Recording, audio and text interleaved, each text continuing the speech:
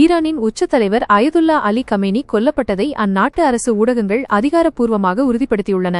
America மற்றும் Israel இணைந்து Iran மீது நடத்திய பல தசாப்தங்களில் இல்லாத மிகப்பெரிய வான்வழி தாக்குதலில் அவர் உயிரிழந்தார். இதன் காரணமாக மத்திய கிழக்கு பிராந்தியத்தில் பல ஆண்டுகளாக நிலவி வந்த பதற்றம் தற்போது ஒரு புதிய உச்சத்தை எட்டியுள்ளது.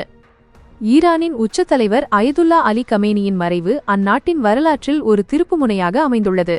1989 இல் அயதுல்லா கொமேனிக்கு பிறகு அதிகாரத்திற்கு வந்த கமேனி ஈரானை ஒரு தீவிர மேற்கத்திய எதிர்ப்பு நாடாக வழிநடத்தி வந்தார்.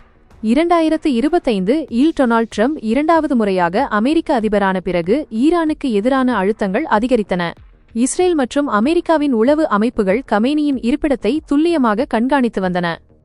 சனிக்கிழமை அதிகாலை தெஹ்ரானில் உள்ள கமேனியின் அலுவலகம் மற்றும் இராணுவ நிலைகளை இலக்காக கொண்டு நடத்தப்பட்ட பின் பாயிண்ட் குண்டுவீச்சு தாக்குதலில் அவர் உயிரிழந்தார்.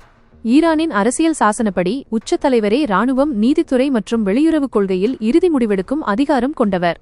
தற்போது 86 வயதான கமேனிக்கு அதிகாரப்பூர்வமாக வாரிசு எவரும் அறிவிக்கப்படவில்லை. இது ஈரானுக்குள் அதிகார போட்டியை ஏற்படுத்தக்கூடும். மேலும் கமேனியுடன் சேர்ந்து பல முக்கிய இராணுவ தளபதிகளும் கொல்லப்பட்டிருப்பது அந்நாட்டின் பாதுகாப்பு கட்டமைப்பை பலவீனப்படுத்தியுள்ளது. இந்த போர் சூழலால் உலகளவில் கச்சா எண்ணெய் விநியோகம் பாதிக்கப்படலாம் என்ற அச்சம் எழுந்துள்ளது. இருப்பினும் தங்கம் போன்ற பாதுகாப்பான முதலீடுகள் அதிகரித்துள்ளன. ஈரான் ஏற்கனவே இஸ்ரேல் மற்றும் வளைகுடா நாடுகளில் உள்ள அமெரிக்க இராணுவ தளங்கள் மீது ஏவுகணை தாக்குதல்களை தொடங்கியுள்ளது. இது ஒரு பிராந்திய போராக மாறும் அபாயம் உள்ளது.